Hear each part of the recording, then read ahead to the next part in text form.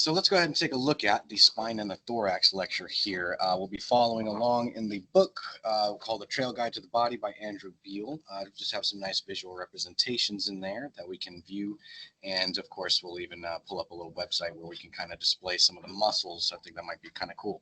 So as we start another kinesiology lecture, remember my particular approach for learning kinesiology is to start with the bones and learn the bony landmarks of those bones. And then we want to put those bones and those landmarks together to form the joints and understand what movements that they can perform. And then lastly, we want to see where the muscles are and what joints they cross and how those muscles are going to pull those joints into the particular movements that they're doing. So let's take a look at some bones of the lecture here. Now, it's going to be a lot of bones, right? We have all the bones in the spinal column, which lots of vertebrae, but luckily there's a lot of the same ones. And we'll learn some quick and easy rules to help us differentiate and learn some of the differences between all of those bones. So let's go ahead and take a look at this particular little picture right here. And we have here the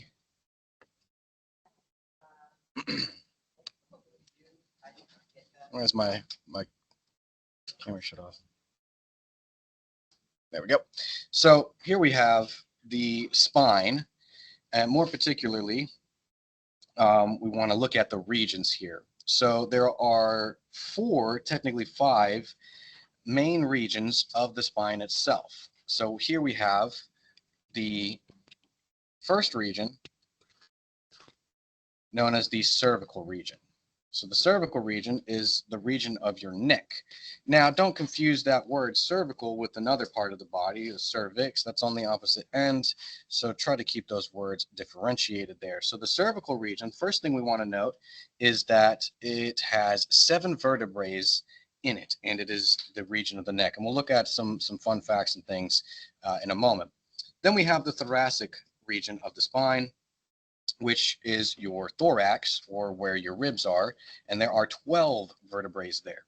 Then we have the lumbar region of the spine, and the lumbar region of the spine has 5 vertebrae, and this is the most, these are the most largest and the most stable vertebrae here. Well, I guess you could say that the thoracic region is a little more stable just because of how supported it is by all the other bones and structures, but these are the largest bones of the spine here in the lower back. Then lastly, we have the sacrococcygeal region, which includes the sacrum and the coccyx. So the sacrum and the coccyx are actually fused bones. So the sacrum has 5 individual vertebrae that have, over the course of your life, fused together into one hard plate bone. And then the coccyx, depending on, the makeup of how you were born, you could have somewhere between 3 or 4 individual vertebrae that have fused to make your coccyx, also known as the tailbone.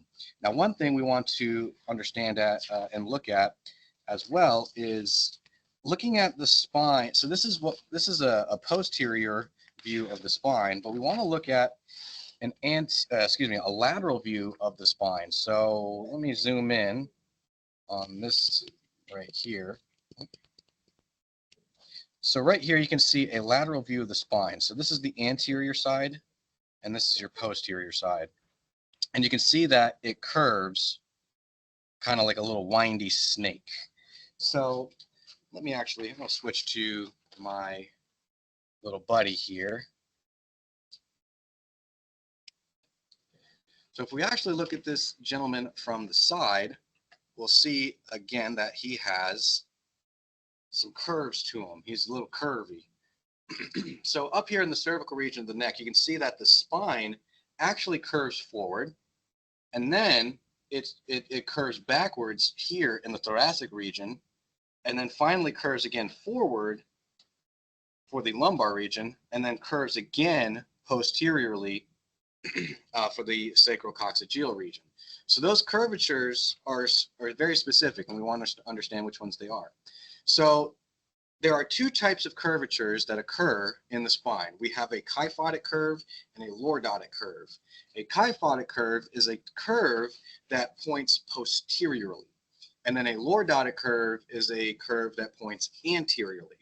So the easiest examples are kyphotic curves exist here in the thorax, right, where we talk about kyphosis when we got the hunchback, right, where we have that very, really arched, thoracic region.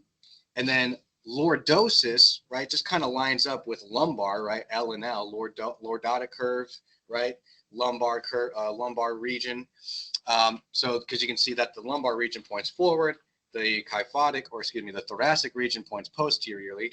But by that definition, that means that our neck is actually a lordotic curve because it points anteriorly, and that our sacrococcygeal region is a kyphotic curve because it points posteriorly.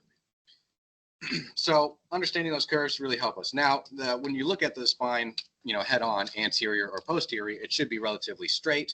If it is curved to the sides, when looking at or viewing it from the anterior side, that is what we would call scoliosis, which is called a lateral curvature of the spine. And so other bones that we're looking at in this lecture are going to include the ribs. Our ribs here. And so the ribs come in pairs. We have 12 ribs, as you can see here in this picture. Matter of fact, what do we got? We got the skeleton right here. Let's get back to this guy. So our ribs come in pairs, and they start from the vertebrae, specifically from the thoracic vertebrae, and then come around and reach up towards the sternum. So again, our ribs have pairs, right? 2 on each side, all the way down. So that gives us a total of 24 ribs, or 12 pairs of ribs. Now, we can label ribs specifically. So we have what's called true ribs. True ribs are the ribs that attach directly to the sternum itself. And there are 7 pairs of true ribs. And so I guess to also back it up a sec, we number our ribs starting from the uppermost and going down. So the first pair of ribs is here at the very top. And also same concept, our vertebrae are numbered like that as well. So like we said, we had 7 cervical vertebrae. Well, we number them from top to bottom, starting with the first one at the top. So C1 is going to be the highest here, all the way down to C7 over here. And same thing for thoracic. T1 is right here at the top. T12 is over here at the very bottom. So back to the ribs, we have 12 pairs. So the first 7 pairs, as you can see, their cartilage, the costal cartilage or chondral cartilage, attaches directly to the sternum. And then we have 3 ribs below the 7th, so 8, 9, and 10, that the cartilage of these ribs actually attaches to the cartilage of rib 7. Then lastly, we have 2 more ribs below those, ribs 11 and 12, that don't actually attach to the sternum, and they are just off on their own. So the ribs 8 through 10, 8, 9, and 10, that don't attach directly to the sternum, but attach to the costal cartilage of rib 7, are what we call false ribs. And then ribs 11 and 12 are what we call false floating ribs, because they're floating off to the side. They're not necessarily attached to anything other than the spine itself. So the other bone we're going to look at in this particular lecture is the sternum. We should at least pay a little bit of attention to the sternum. So I call it the necktie of the body because it does kind of look like a little bit of a necktie with a little double Windsor knot. So right here we have this little notch, if you can see, this little notch right here on the sternum called the jugular notch. It should be pretty simple because if you punch someone right here, you'd be punching them in the jugular. And we always want to do that to some people out there in our lives. And then right here, there's 2 notches off to the side of the jugular notch for the clavicles. And conveniently enough, we call them the clavicular notches. So this upper region, the knot, the Windsor knot of the sternum is what we call the manubrium. And then we have the sternal angle, which is also a joint, technically, where the manubrium meets the body of the sternum. But we can just call that the sternal angle for the sake of ease. You could actually feel this if you palpate along the sternum, you'll feel a little ridge and then a sharp change in direction of the sternum itself. You'll feel a little bump and then a little change in direction here. So then we have the body of the sternum, also known as the gladius because it looks like a gladiator's sword. And then we have these little notches on the sides of the sternum for the ribs called costal facets. So facets, think like a gem facet where you'd put a diamond in and a ring. Well, our ribs attached there, and our ribs are often referred to as costal bones, more technically. So that's the costal facets of the sternum. And then lastly, we have a little hang-off point here, this little thing that is at the very bottom of the sternum called the xiphoid process. So I'll just switch over to this little picture so you can get a little bit of spelling, and you can pause on this picture for the spelling of those words, which, spelling only matters so much, to essentially recognize the words when you read them on a test, because as massage therapists, we don't necessarily need to know. Well, it's not a verbal test, excuse me. So again, you can see here we have the manubrium, the jugular and clavicular notches. We have the sternal angle, or as you call it, the sternal manubrium joint, also known as the sternal angle. And then we have the body of the sternum, and then the xiphoid process right here. So now we look at some of these vertebrae. So there are only a few specific vertebrae that we're going to look at, namely the atlas C1 and the axis C2. So the atlas, for the sake of a little bit of fun fact, Atlas is a god in Greek mythology, and he is the god of navigation. And you've probably seen this individual statue depicted as the individual who is holding the world on his shoulders. That is Atlas.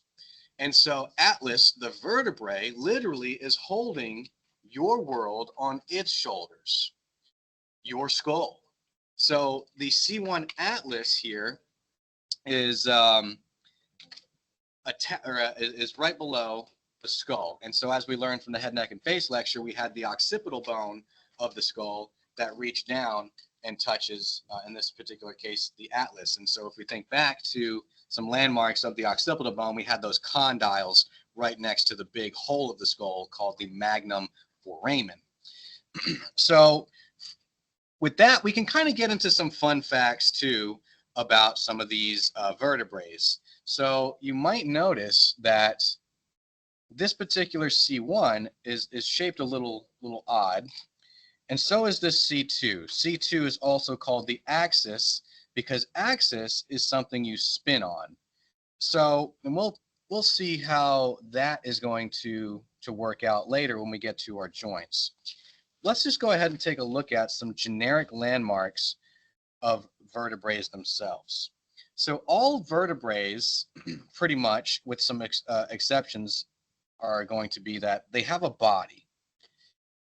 This body is the fat region in the front. So if you actually touch the front anterior side of the spine here, these are the bodies of the vertebrae, these big little chunks of bone right here. So all vertebrae, again with a brief exception, have a body. And then we also have some facets. Now, as you can see here in this particular picture, we're actually looking at the top of a vertebrae, and in this particular case, we're looking at the superior facets. Now, remember, in anatomy, we wouldn't necessarily take the time to be super specific if there was no reason. So if I say there's a superior facet, that means, and it implies the existence of an inferior facet. And we'll see how those play a role later on. Some other major landmarks here are the transverse processes. The transverse means across, so you can see they kind of run across or out to the sides. And a process is just a projection on a bone. So we have the transverse processes running off to the side, and then we have the spinous process that runs straight back. And those look like this on our skeleton. So the spinous processes are actually the tips of the spine that you would feel if you're running your fingers down someone's spinal column. And then the transverse processes are these bones that are coming off to the sides right here. So another landmark we'll take a look at is the lamina groove. The lamina groove, as you can see in this particular picture, is the space between the transverse and spinous process. And we'll find lots of muscles in there. So actually the lamina groove is a wonderful place to work as a massage therapist because there's so many muscles in there, and deep muscles too, in particular as well. Another important landmark, especially of the vertebrae, is this hole right here called the vertebral foramen. And if we remember back to the head, neck, and face lecture, remember we said that a foramen is a hole. Like our example was that if we were a mob boss and we wanted to get rid of a guy who owed us money, we would dig a hole for a man. Foramen. Foramen. It's a hole. So now let's take a look at the intricacies and differences between the various parts of the vertebrae, right? So all those landmarks we just talked about were just basic for each and every vertebrae. Now, we have some fun facts here, and let me just bring this in a little closer so we can read that. Zoom, enhance. So in the cervical region, our C1, known as the atlas, has the widest transverse process, but it does not have a spinous process. I should also note that it actually does not have a body as well. So C1, the atlas, has the widest transverse process, is no spinous process. Again, think like we said Atlas holds the world on his shoulders. Well, Atlas, the vertebrae, holds your skull on its shoulders, so it's got to have wide shoulders. It's got to have wide transverse processes to do that. And then C2, the axis, has a special landmark called the dens, also known as the odontoid process. So I like to call this bone the hitchhiker of the body because it almost looks like it has a thumb sticking up trying to hitch a ride. And technically it kind of does hitch a ride. So let's just take a look at the image of what that odontoid process actually looks like. So you can see it almost looks like it has some kind of like crown or headgear on, right? And you can see this just odontoid process sticking up. Fun fact, odontoid means tooth-like in Latin or Greek. And so basically the idea is that the joint between, the very specific joint between the atlas and the axis, often called the atlanto-axial joint, is this. The odontoid process sticks up, and then the atlas sits on the odontoid process like this and spins around it, rotating like that. So other fun facts of these cervical vertebrae is that the cervical vertebrae, the only vertebrae that have a transverse foramen. So what is the transverse foramen? Well, like we said, a foramen is the hole. So transverse foramen is a hole in the transverse process. And so as we can see here in C1, right, there's a transverse foramen. C2 does not actually, oh yeah, it does. I'm sorry, it does. So C1, as you can see, there's a transverse foramen right here, and then this generic cervical vertebrae, again, another transverse foramen. But when we look at a thoracic vertebrae or even a lumbar vertebrae, we don't have that transverse foramen. Now, why? Why is that?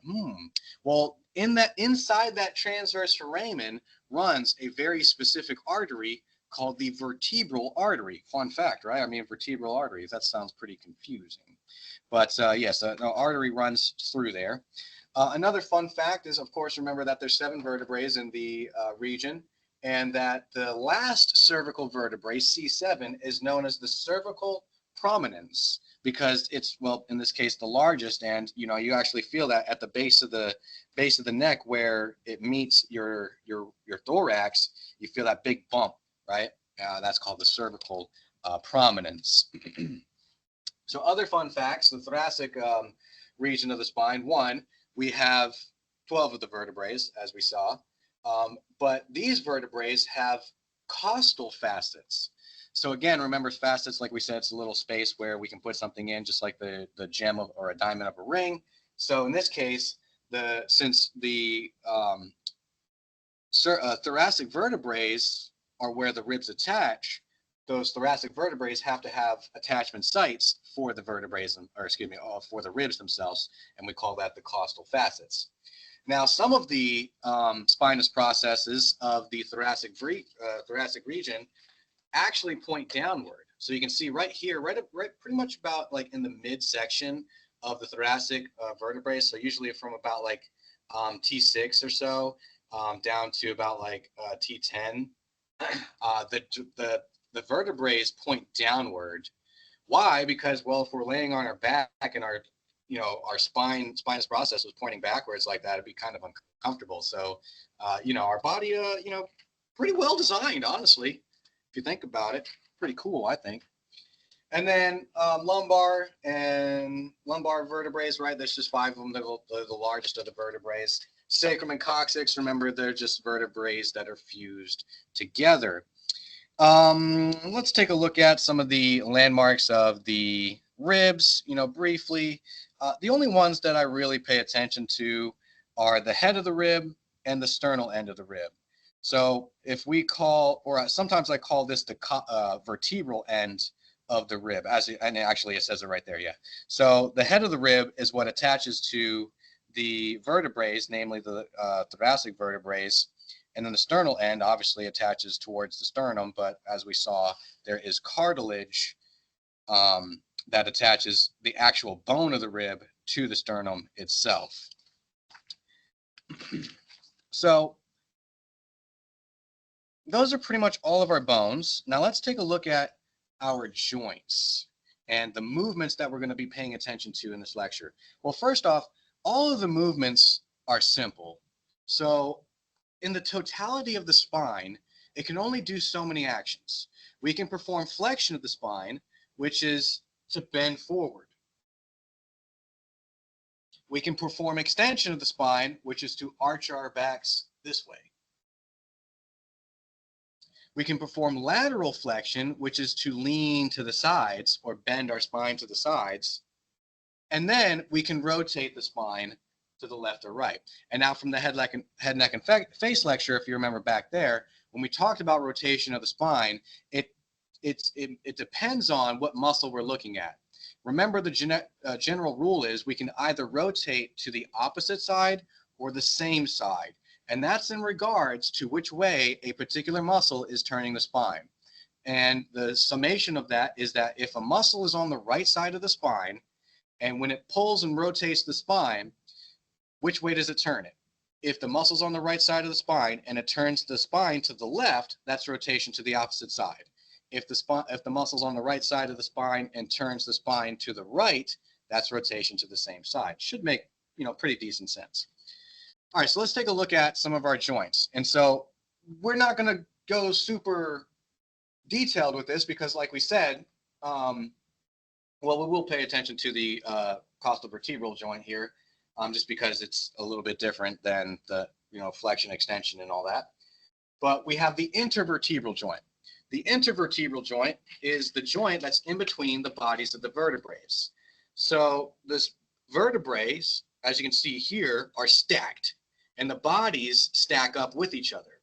So you might know of a particular structure in between the bodies of the vertebrae. It's called the intervertebral disc, or as we just say, discs, right? So there's a intervertebral disc that is essentially the cushion in between the bodies of the vertebrae. I'll see if I can find a picture while I'm talking about this in the book. And now there is 2 particular structures to the intervertebral disc. There is the fibrocartilage outer ring called the annular fibrosus.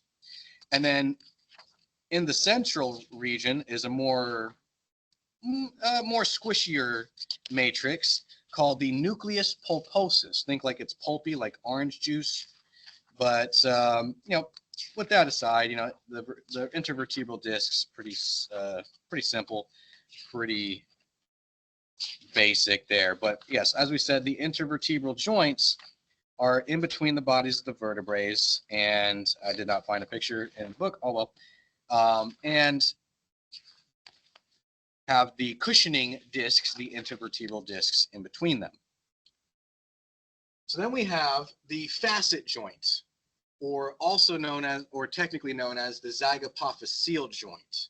So this is where the vertebrae, the facets of those vertebrae, touch each other or articulate with each other in appropriate ways. They touch each other, of course. So you can see that the facets are attaching to each other. So they sandwich. So that means that the inferior facets of the vertebrae higher up, or superior vertebrae, articulate with the superior facets of the inferior vertebrae, and they sandwich. Now, again, they just slide around and perform the same movements we already looked at, the rotation, the flexion, and all that stuff. However, there's one particular thing we want to pay attention to about the zygapophyseal joint, is that there are arches in front of that, and that when the zygapophyseal joints come together, we'll zoom in here, when the zygapophyseal joints come together, there's that little opening, and we call this the intervertebral foramen. Intervertebral foramen. Inter meaning in between, vertebral meaning in between vertebrae, foramen, again, hole. Now, more specifically, that hole is for, as you see, these nerves to come out of the spinal column, or vertebral column, or vertebral canal, which, I mean, if it wasn't already assumed, this is where your spinal cord sits. This is like the armor. Pretty cool, right? That's a badass set of armor, in my opinion. That this is what's essentially protecting your spinal cord, is this suit of bones. And of course, well, our spinal cord can't really communicate with the body, so we have to get those nerves outside of the spinal cord.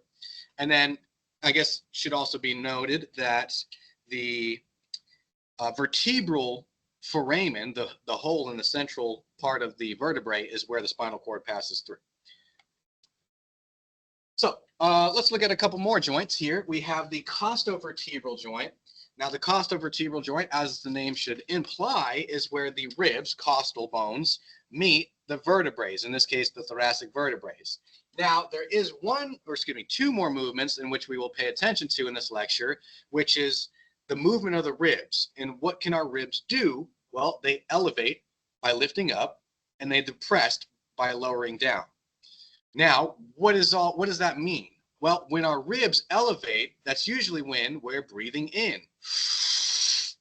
So as we breathe in, our ribs lift, which then creates space in the thoracic cage or thoracic cavity, which then allows air to come into our lungs. And then when our ribs lower, our thoracic cage, our thoracic cavity becomes smaller or more compressed, and there's more pressure in the cage or cavity that expels air from the lungs. So costovertebral, elevation and depression.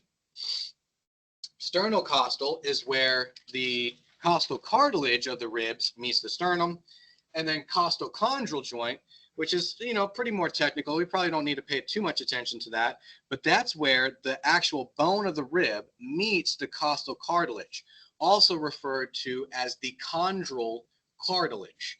So especially right here, we have the chondral cartilage, and right here in this lower region, we have the hypochondrial region, which, is that fun fact of hypochondriacs, right? Where people would go to the doctors having pain in this area, and doctors couldn't assess what was wrong with them, so they called them hypochondriacs, in a sense like they're making it up, right? Just loosely, fun fact there.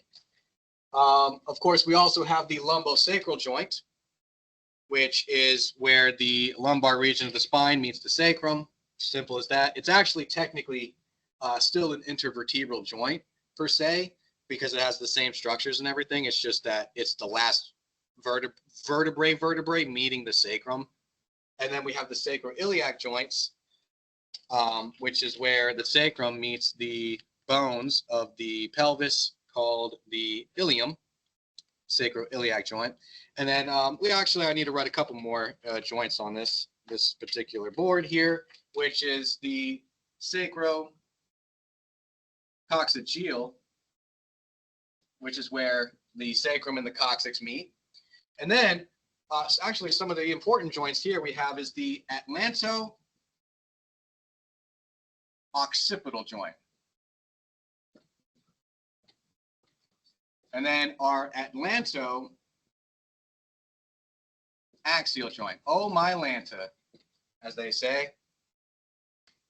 So those two joints are pretty important to kind of understand. So the atlanto-occipital joint is where the atlas meets the occiput.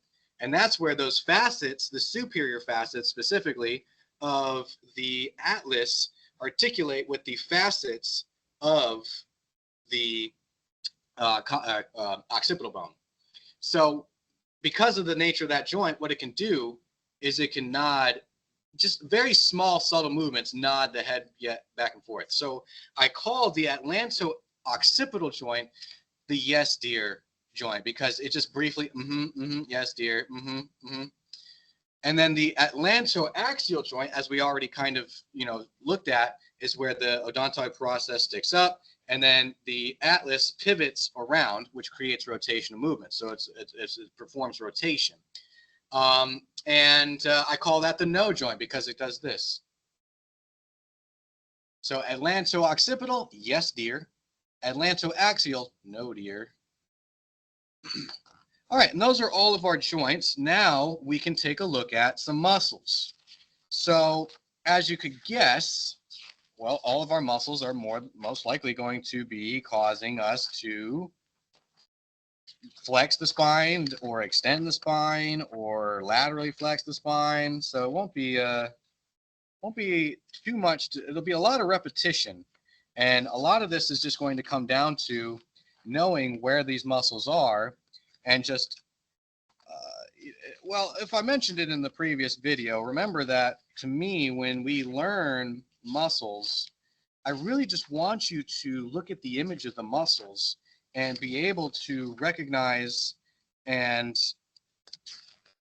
know where a muscle is. And you should whenever like you have a test question and it asks you about a muscle, if you took that approach and you see the word of that muscle pop up, you should immediately have the image of that muscle pop up in your mind's eye, and then using that image, hopefully you can gather everything you need to know, because muscles are simple.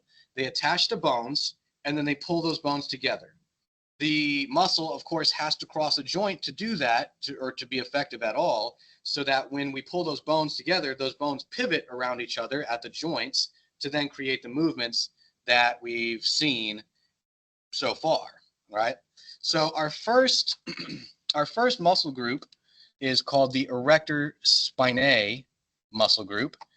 Well, as the name might sound, erect is to stand up straight in anatomy. So erector spinae group, spinae, means that these erect the spine and keep the spine up straight. These muscles are on the back, posterior side of the spine, and there are three parts or three muscles in this group. We have the spinalis muscle, and there's two parts of the spinalis muscle. We have spinalis thoracis and spinalis cervicus, but don't need to go too crazy there. Then we have longissimus in the center that runs up, and then we have iliocostalis, which then branches off to these ribs. So that order is to me a pretty important thing. Understanding from medial towards lateral, what is the order of the erector spinae muscles? So first off, spinalis loves the spine so much, it's the closest to the spine and it's hugging it. So spinalis is the most medial.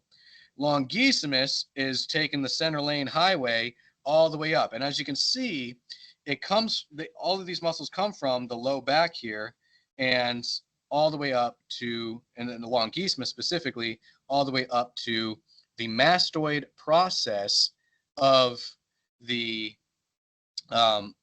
temporal bone that we looked at in the head, neck, and face lecture. So you can see longissimus goes the longest distance, and then iliocostalis comes up and reaches out to the ribs, and as you see, attaches also to some transverse processes of the cervical vertebrae. So the main things to gather from this is that they attach, well, specifically longissimus and iliocostalis, attach to what's called the thoracolumbar aponeurosis, or excuse me, the thoracolumbar fascia, which, as we learned in the muscular system lecture, an aponeurosis is just a broad tendon that anchors multiple muscles to bones. So this broad tendon houses the attachment sites of the longissimus and the iliocostalis, and then they branch out. Collectively, these muscles will extend our spine. They hold us upright. So they do this, extend our spine backwards. Now that's, again, if we look at what's called the bilateral versus the unilateral actions. So remember, from the head, neck, and face, whenever we have muscles that attach to the spine that exist on both sides of the spine, we can have bilateral, unilateral actions. Remember, all of our muscles come in pairs, right? We have two biceps brachii muscles. We have one on each arm. But we don't call one bilateral or unilateral actions because they both work independently, right? Because if I just contract both biceps, I just perform the same flexion at the two different joints, which are the two elbows. But when it comes to the spine, it's a little different, right? Because both sides of these muscles can work together to move the spine in a more specific manner, or one side can work to perform something completely different, or excuse me, antagonistically to the other side of it.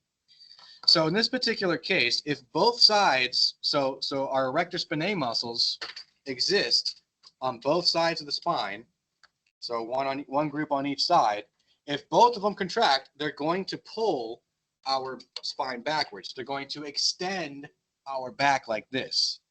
Now, if one side contracts, so if one side pulls, we're going to laterally flex. So if one side pulls me, it's going to do this. It's going to tilt me to the side, and specifically the same side that those muscles are on. Now, because of the rib attachment sites of iliocostalis and technically longissimus, we can also affect the ribs. So the golden rule of the ribs is that if a muscle attaches to the ribs, it will affect breathing in some way. So if the muscle attaches below the ribs and then to the rib, it's going to pull the rib down for depression, which means it's involved in exhalation. And then if the muscle attaches to the rib and is higher up than the rib, then it pulls it up for elevation and thus inhalation. So in this particular case, our longissimus muscle and our, more specifically, I just want to say for the iliocostalis, right? The iliocostalis attaching to the low back, the thoracolumbar fascia, and then attaching up to the ribs, is going to pull our ribs downward. And so our back can actually assist in helping us to exhale air from the body by depressing the ribs.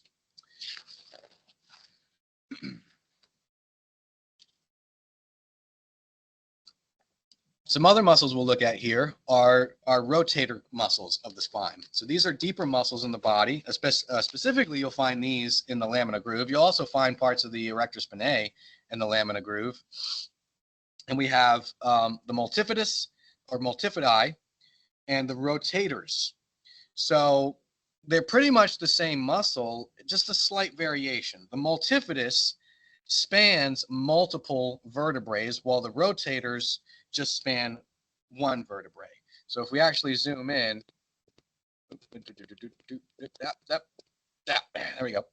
So if we actually zoom in, the multifidus on this side starts from the transverse process and then goes to the spinous process, two or three vertebrae up. And then the rotators starts from the spinous process, transverse process, and goes one up to the next spinous process above. I'm sorry, that sounds confusing. We're throwing lots of words out there. So hopefully you're paying attention and following along. I know that's lots and lots and lots of words. But needless to say, all these muscles do is rotate the spine. So in this particular case, if I took this spinous process towards this transverse process, well, let me actually just kind of go to the big guy here for that example. So if I actually if I pull this spinous process to this transverse process, right, it's going to pull this way. That means that my vertebrae is going to turn to the left. So that means that this muscle on this side is going to turn, this muscle on the right side of the spine specifically, is going to turn the spine to the left, which remember means that we're going to do opposite side rotation. Now, of course, that's a unilateral action, and then collectively, if all of them contract both on the same side, it's going to help to extend our spine as well. So pretty simple muscles. It's just kind of confusing to really just differentiate the two. But remember, multifidus just spans multiple vertebrae. Rotators just spans one. So then we have the semispinalis muscles. Those are pretty neat because these are also, deeper muscles in the neck. So if your client has, needs work in their neck, yeah, that's a good image of showing where the multifidi versus the rotator attachments here, all good stuff. So we have the semispinalis capitis, and then we have the semispinalis, where is he?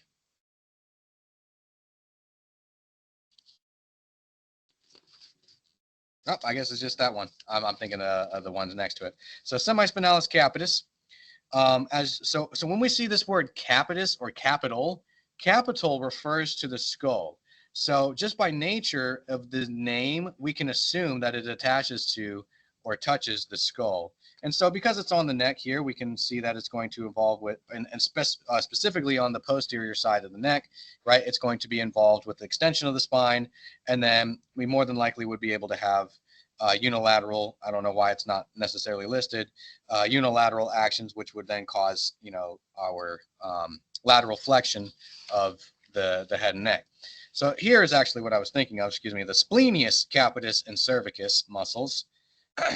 So again, we have capitis, right, meaning skull, and then we have cervicus referring to the cervical region of the neck. So you can see the slight variation between the two. So in this particular case, we have some differences. One, the splenius capitis attaches to the spinous process of the vertebrae, and this structure right here called the ligamentum nuchae, which let's go ahead and take a look at what that would be. So as you can see, the cervical region anteriorly curves in that lordotic curve. So there's this, as you can see, this gap between the skull and the rest of the vertebrae. So instead of like having our tiny neck bones, just like hung out forward and being strained, well, we brace it. So there is a ligament, right, just like this, that goes from the cervical prominence, C7, and parts of C6, all the way up to the occipital bone right here, which then just supports and strengthens the cervical vertebrae, as well as serves as an attachment site for muscles. So the ligamentum nuchae is literally just a big ligament that spans from like I said, C7 to the skull and serves as an attachment site. So as we can see, the splenius capitis here is going to, well, bilaterally extend our head and neck, but unilaterally can rotate our head to the same side, because if this is on the left side, so if I pull the mastoid process this way, as you can see, it's attached to the mastoid process, I want to pull it this way. So that means it's going to turn to the left. The head will turn to the left. And then splenius cervicus, again, same thing, actually. So again, we can do bilaterally extend the neck. Unilaterally, we're going to, for both muscles, unilaterally, we can laterally tilt the neck and rotate the neck to the same side. So that means that the splenius muscles can either extend the neck like this, lean the head or lean the ear to side, or rotate the head and neck to the same side, depending on which side we're observing the movement to occur from or what muscles. So then we have a group of muscles called these suboccipital muscles. Really cool muscles to actually work on your clients. And that's where you curl your fingers up underneath the superior nuchal line of the skull. And you want to work up underneath here and work those suboccipital muscles. Now, there are four suboccipital muscles on the back of the skull that we're going to take a look at. We have two rectus capitis muscles. We have rectus capitis posterior, major, and minor. Then we have obliquus capitis superior and inferior. So as we can see, this little diagram,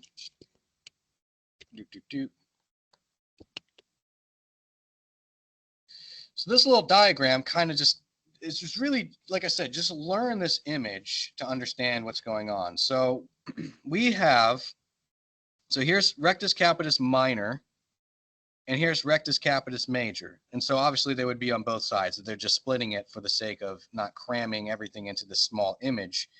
So that means that rectus capitis minor would also be right here, nestled up next to major. So think like this. I like to say that the minor is more medial because it's sandwiched in between major. Its bigger brother, right? And it's a sheltering brother. It wants to protect its little brother, so it keeps it more medial. And they just attach, essentially all these muscles just attach to various parts of C1 and C2. You can use this image in your book to just really differentiate it. I don't think it's a huge thing to go over, but the fun facts, like I said, rectus capitis posterior minor is more medial than major. And then another fun fact is that obliquus capitis superior and inferior. Well, the fun fact is obliquus capitis inferior has capitis in the name, but it actually does not touch the skull. It actually only touches C1 and C2. So I thought that was kind of interesting information.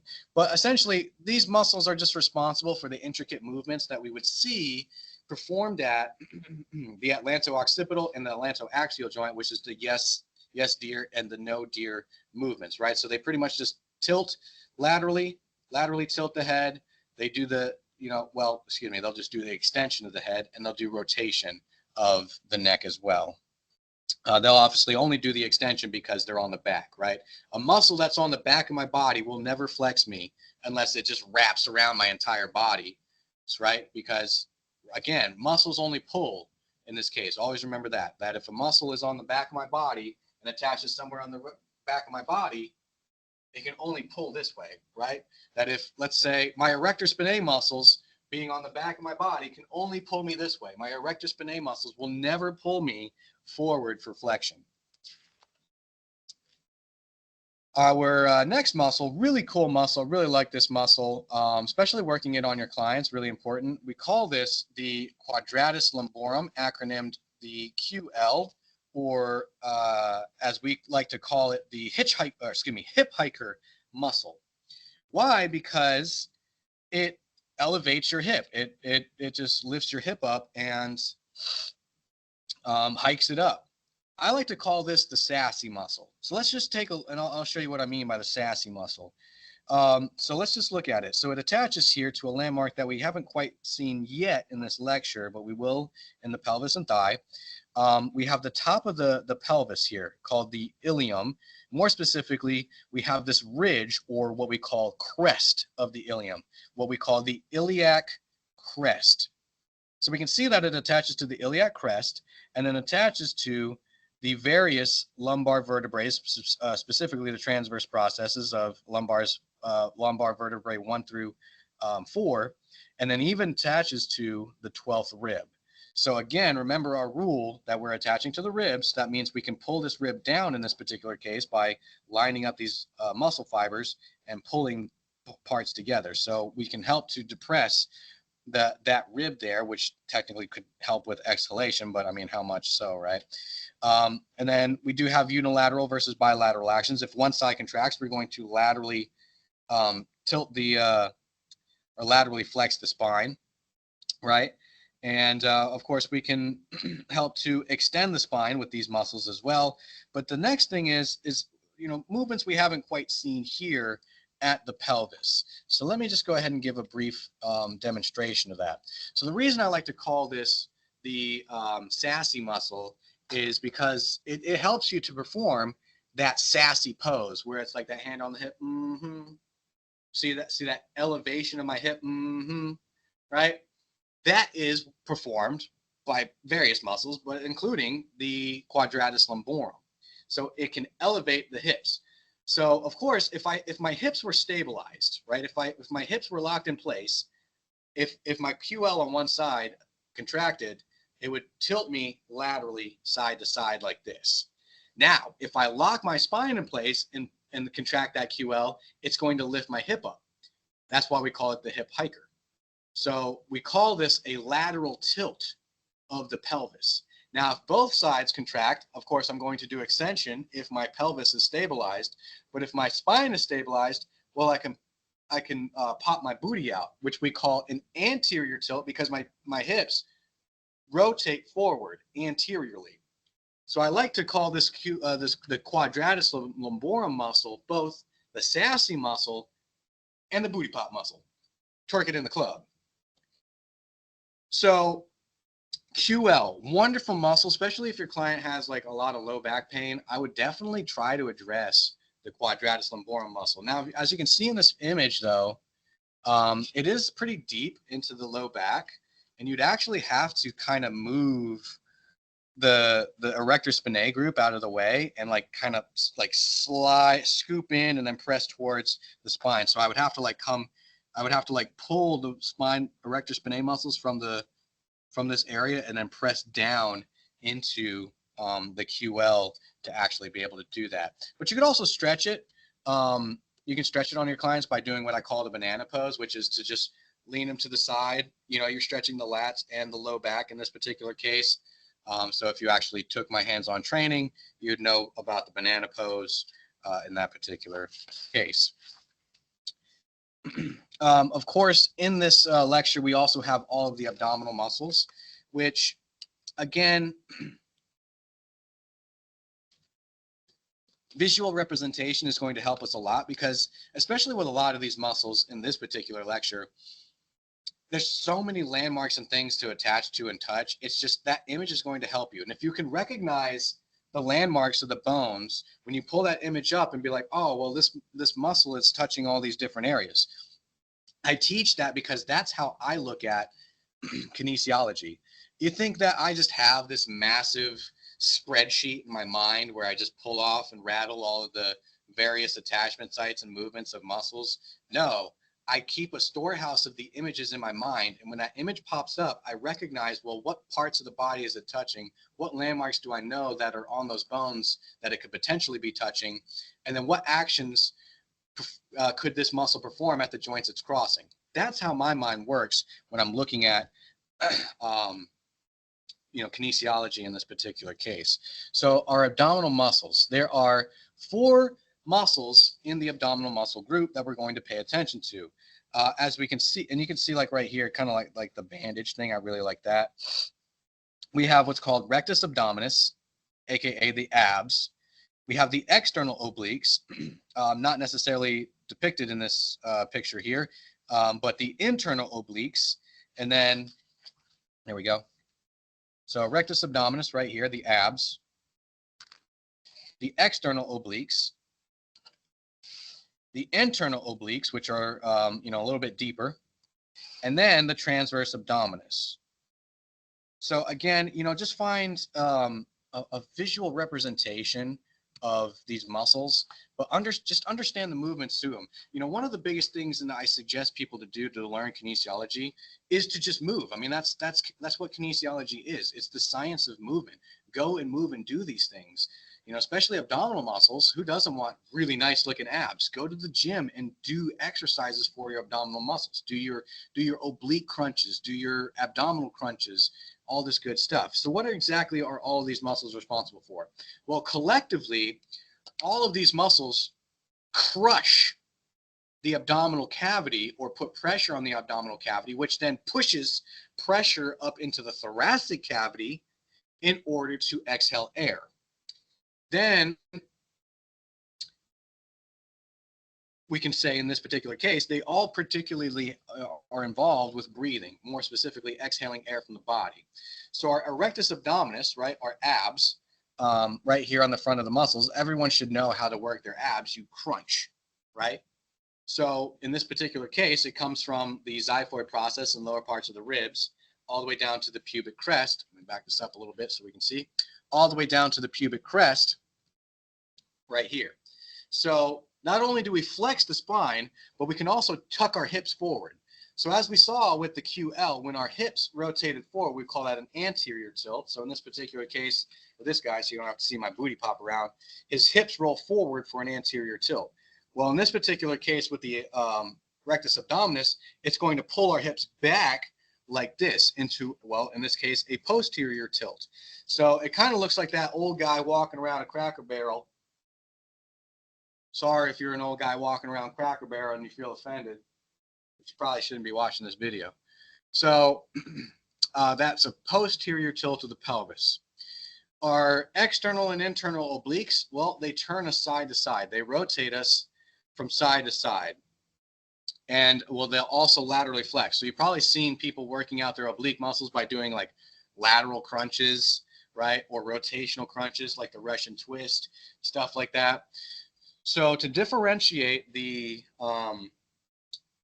internal versus external obliques is, you know, we'll often ask people, and you'll see this probably on the MBLEX too, we'll ask people, which directions do the fibers run? So I like to think like I'm wearing a winter coat. And if I put my hands in the external pockets of my winter coat, my fingers line up with the direction of the external oblique. So they run at a downward and forward angle like this, right? Then if I reach my hand across and put my hand on the inside pocket, that's the internal obliques. They run at a downward and posterior angle in this particular case. The transverse abdominis, our last abdominal muscle, is what I like to call the waist trainer of the body. So ladies, you probably know what a waist trainer is, right? You put that big old back brace on to just tighten and keep the abdominal contents compressed, right? You know, pull it all in kind of situation. That's what your transverse abdominis does. It basically just applies pressure and strengthens and stabilizes the abdominal, or your core, basically. Another important muscle here, lots of muscles. This is going to be a long video for sure. The diaphragm, which is, fun fact, the main muscle of respiration. So, you know, again, just kind of understanding an image of where the diaphragm is, right? It's pretty much, we say it has a double dome shape. Maybe we can find a better image of it. Not necessarily showing the double dome picture, but this is you're looking at an inferior, you're looking superiorly from an inferior view. So this is basically the view as if I was like inside the abdominal cavity and looking up into the rib cage. I actually like to use an example. Let's see if I can find one here. Close enough. I'd usually use like a grocery shopping bag, and I would put it up into the thoracic cage like this. So in this particular case, we have to understand the dynamics of breathing and what actually creates breathing. Breathing occurs because of differences in pressure. So what do I mean by that? Well, in this particular case, we have high pressure forces air from one area to another. And so air is going to move from an area of higher pressure to an area of lower pressure. So that means that we don't actually breathe. I know, crazy. What do I mean by that? Like, you don't, when you breathe, you don't just suck and drink air out of the space around you. What you do is your muscles move in such a manner that we create less or more space in the thoracic cavity that either forces air out or into our lungs. So in this particular case, when our diaphragm is actually relaxed, when our diaphragm isn't contracting, it pushes up into the thorax, which then increases space. So if you can see through this guy's ribs, you can see that there's less space in the thorax where my lungs would be. So when my diaphragm contracts, it pulls downward like this, which then frees up space in my thoracic cage, thus pulling air into my lungs. So think of it like this. If you ever been in a pool or something, and you clasp your hands together and you go, so you can hear it on the mic. Well, so if I have my hands here like this, there's less space there's less pressure in my hands right now. So that means there's air in there. When I squeeze my hands, you can hear the air escape. And then when I open my hands back up, you can hear the air sucking in. Right? So that's how your lungs and breathing work. We create space in the thoracic cage for air to fill our lungs and for us to breathe. And so the diaphragm relaxes up, pushes into the ribs, into the lungs, forcing air out. And when we breathe, our diaphragm contracts and pulls downward towards the abdominal cavity, pushing out our belly and bringing air into our lungs. So that is our main job of the diaphragm. Now, of course, we have these muscles, which are also really important for breathing, our intercostal muscles. So we have three intercostal muscles. We have the external intercostal, we have the internal intercostal, and then we also have really small ones, which we won't pay attention to, the innermost intercostals. Now, I don't think it's worth your brain power to try to differentiate which attachment sites and this, that, and the other. But this is my golden little cheat sheet for the roles that the two muscles have: the external intercostals and internal intercostals. What are they responsible for? I have this special thing. It's called, I have X equals in and in equals X. External intercostals inhale, internal intercostals exhale. In is X, X is in, right? So as long as you never put the two together, you should be golden. External, inhale. Internal, exhale.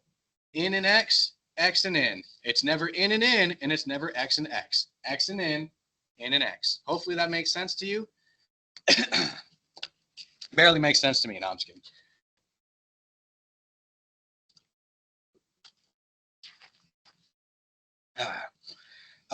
And then I believe this is actually our last muscles for the night. We have the serratus muscles. So we have serratus posterior, superior, and inferior. So that also implies the existence that there is an anterior version, which we will see in the shoulder and arm lecture. So serratus anterior will be there as well. Again, we just want to look at the pictures. So off of this picture, we can identify that these muscles, well, superior, right, because it's higher up, inferior because it's lower down. These muscles are attaching from various spinous processes on the spine, right? So you can try to, calculate and count if you really need to or want to. It doesn't matter, but know that superior is higher up in the spine, inferior is lower in the spine, but they both attach to the spinous processes. Superior reaches down and grabs onto the ribs. Inferior reaches up and grabs onto the ribs. So what do? Well, they act on the ribs. So again, remember our rule. If muscles are attaching higher than the ribs and reaching down to them, they're going to pull the ribs up. That's going to be inhalation. If the muscle is attaching lower the ribs, grabbing them and pulling them down, that's going to be involved with exhalation. So that means serratus posterior superior inhales or elevates the ribs. Serratus posterior inferior exhales and depresses the ribs. So I guess I'll just flash this at you real quick. We have the intertransversali muscles, super deep muscles in the spine. As you can see, they're in between the various processes of the vertebrae, and they just extend and move and rotate. Who cares, right? But yeah, that is the bulk of this lecture in regards to bones and muscles. Hopefully that wasn't a whole lot and your minds just aren't completely exploded. So, watch and rewatch this, in a quick mind sense. But like I said, just pay more attention to the visualization of these muscles and understand how these muscles work. One of my favorite things to do when I was in school was take these muscles that I was learning to the gym and try to work on them. If this muscle performs these actions, well, I'm just going to go find a machine that I can perform these actions for so I can feel that muscle and see it real time how it works. All right, so thanks for tuning in. Next time, we'll work on some more kinesiology.